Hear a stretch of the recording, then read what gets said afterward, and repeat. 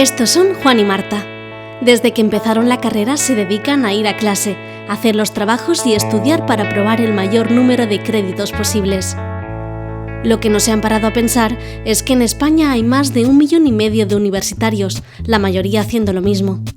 Tampoco se han percatado que frente a tanta competencia, a la hora de buscar empleo, una empresa no solo va a valorar los conocimientos académicos, sino algo más.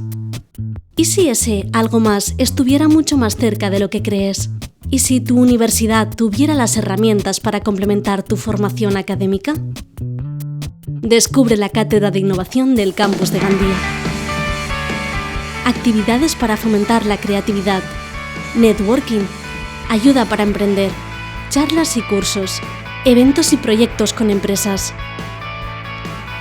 Participar activamente de estas actividades paralelas te van a servir como elemento de distinción en tu currículum y te ayudarán a encontrar empleo.